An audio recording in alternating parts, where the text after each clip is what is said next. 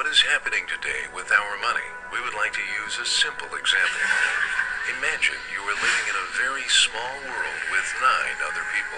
Everyone has $100, so the total is $1,000, and hence everyone owns 10% of the total money supply. One of those 10 people is a banker who is responsible for taking care of the money supply. One day, the banker decides to create an additional $1,000. He keeps $500 for himself and hands the other $500 to his friend. The total supply of money has become $2,000, but you still only have $100, so you now own 5% of the total money supply. The money you hold will buy half of what it could before. Although no one has actually physically stolen anything from you, half of your wealth was stolen by the banker and divided between himself and his friend. This is a simplification, and the banks today use their tricks to make you believe it is not happening right here and right now. However, it is exactly the same. This chart shows the devaluation of currencies since 1971, the year in which U.S. President Nixon closed the gold window. The whole world went off the gold standard, and an unprecedented era in history of mankind started. Debt is the biggest problem.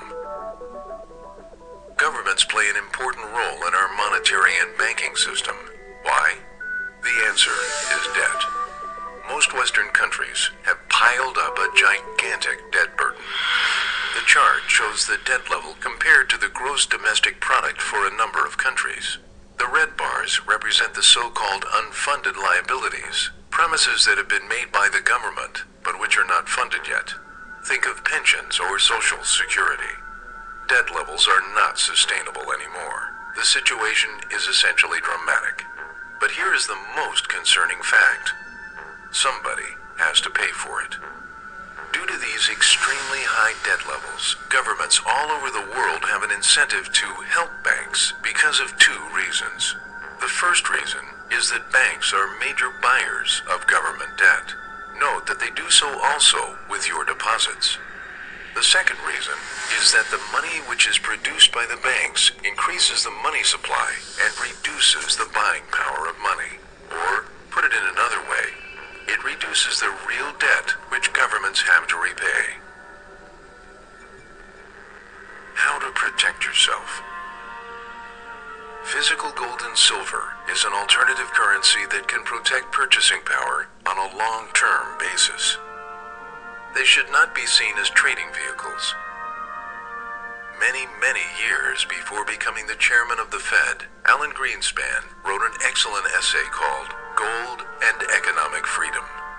Quote, "This is the shabby secret of the welfare status tirades against gold. Deficit spending is simply a scheme for the confiscation of wealth. Gold stands in the way of this insidious process. It stands as a protector of property rights.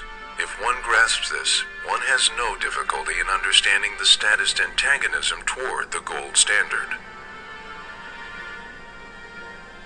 The only way to protect one's property rights is by having unleveraged and unencumbered direct ownership of physical precious metals outside the banking system.